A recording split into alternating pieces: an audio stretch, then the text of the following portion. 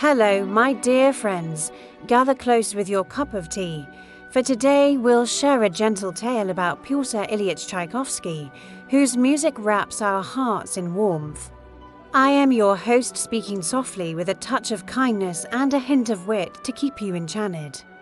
This is a story of his life's joys and sorrows, his ill-fated marriage, his private burdens, and the brilliant works that shine forever.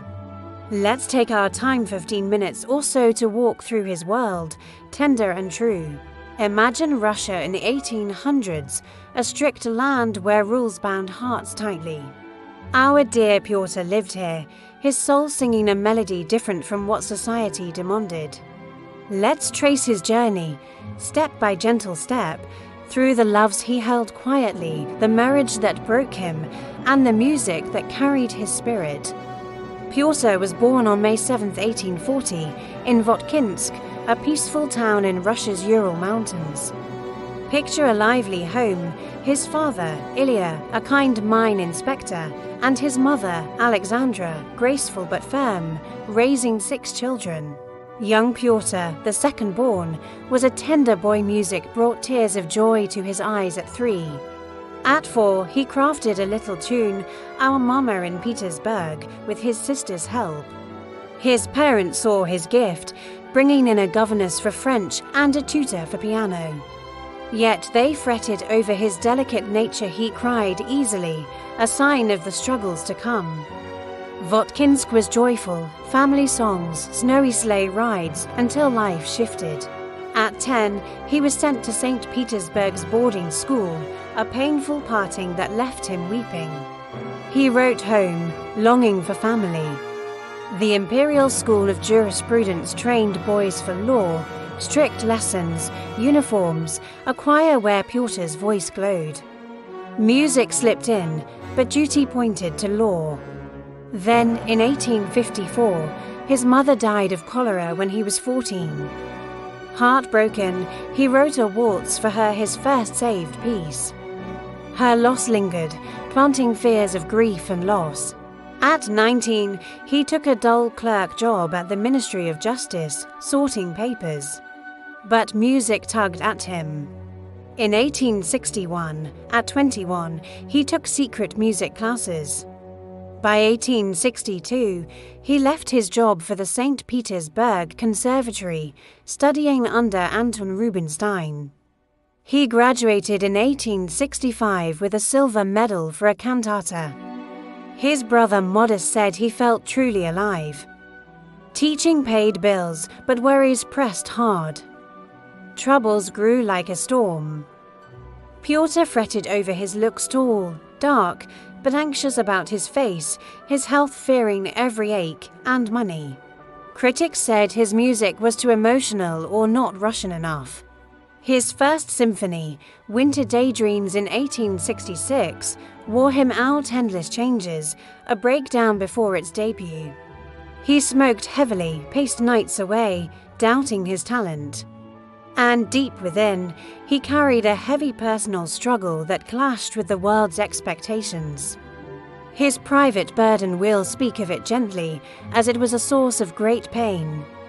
In his all-boys school, he felt drawn to classmates, feelings natural to him, but forbidden by Russia's laws and church. By his teens, he knew this was his nature, yet it brought fear and guilt. Being discovered could mean ruin, jail, shame, or worse. He wrote in diaries and to his brother Modest of his deep trouble, longing to be different but unable. This kept him apart, avoiding usual paths to love, and his music sad, beautiful notes carried this weight.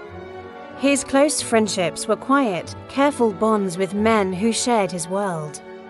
At school, a boy named Sergei Kirayev inspired youthful poems, later destroyed for safety. Teaching in Moscow from 1866, he grew close to Vladimir Shklovsky, a wealthy student. They traveled Europe, Italy, Switzerland, France, sharing letters, always cautious to seem just friends. Shklovsky's marriage in 1876 hurt Pyotr deeply, a loss echoing in his music sorrow. Around then, Iosif Kotek, a talented violinist and former student, entered his life. Kotek inspired the Violin Concerto in D major in 1878, first dedicated to him, though Kotek declined to play it, fearing talk. Their bond faded after Kotek's disloyalty. Later, Pyotr's nephew Vladimir Davidov, called Bob, born in 1871, became dear. Pyotr doted on him like a father, funding his schooling, spending time together. His letters to Bob were warm, full of care. He dedicated his final symphony, the Pathétique, to him in 1893 and named him his heir. This bond, deep and familial, was Pyotr's greatest comfort, though scholars note its intensity stirred questions. These friendships, met in travels or visits, brought joy but needed caution. The marriage, a heartbreaking chapter. In 1877, at 37, whispers about his private life grew loud. Antonina Milyukova, 28, a former conservatory student, wrote him fervent love letters, even threatening to end her life if he refused her. Pyotr, feeling trapped by society's demands and his work on Eugene Onegин's themes of rejected love, agreed to marry her, hoping to quiet rumors. They wed on July 18, 1877, at St. George's Church in Moscow, with Kotek as a witness such a twist of fate. But the honeymoon was a disaster. Pyotr felt no affection, only distress, finding her presence unbearable. After weeks, he fled, his nerves in pieces. In September, he walked into the cold Moskva River, hoping for fatal illness. He survived, but collapsed. Doctors sent him abroad. They separated by October, yet divorce was nearly impossible. An Orthodox Russia scandal would destroy them both.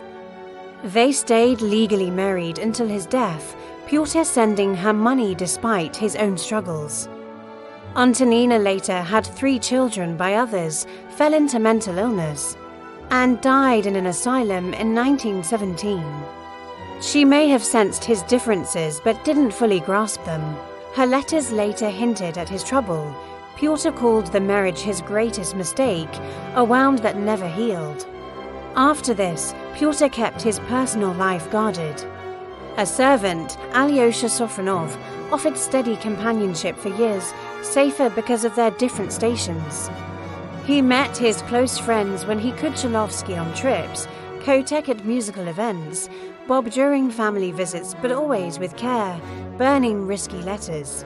To modest and brother Anatoly, he shared his fears, calling his struggle a heavy load. The secrecy drained him, yet he found strength in his work. His heartaches were many: his mother's death, the marriage failure, ongoing fears of illness or exposure. His patron, Nadezhda von Meck, sent money from 1877 for 13 years, exchanging over 1,000 letters without meeting. Her sudden end to support in 1890, claiming poverty, felt like betrayal. Health troubles, aches, stomach pains dogged him. Yet he created tirelessly to the end. After 1880, he wrote operas like Mazeppa 1883 and Queen of Spades 1890, ballets like Sleeping Beauty in 1889 and Nutcracker in 1892, and symphonies, including the 5th in 1888 and 6th, Pathétique in 1893. He toured Europe and America in 1891, earning cheers at Carnegie Hall, and received a pension from Tsar Alexander III. His death came suddenly. On October 25, 1893, he premiered his Pathétique Symphony to applause. Days later, he fell ill. Doctors said cholera from drinking unboiled water during an epidemic. He died on November 6, 1893, at 53, his lungs failing. Some whisper of poison, forced by a secret court over a rumoured scandal with a noble's nephew to protect his name. Most accept cholera, a common danger then. Either way, his end was as poignant as his music. His triumphs glow bright. From a Moscow teacher, he became a world-loved composer. Early works: Symphony No. 1, Romeo and Juliet Overture. His ballets Swan Lake in 1876, later adored, Nutcracker's Magic, enchanted all. Operas like Eugene Onegin in 1879 told tender tales. His Piano Concerto No. 1, Violin Concerto, 1812 Overture with Canons, and over 100 songs and chamber pieces wove Russian spirit with Western skill. He shaped music history, a romantic giant, inspiring composers like Stravinsky. Critics fussed, but audiences loved him. His work still fill theatres, his melodies timeless. They're My Loves is Pyotr's story, his burdens, his broken marriage, quiet friendships, and music that soars. May his songs comfort you. Cheerio until we meet again.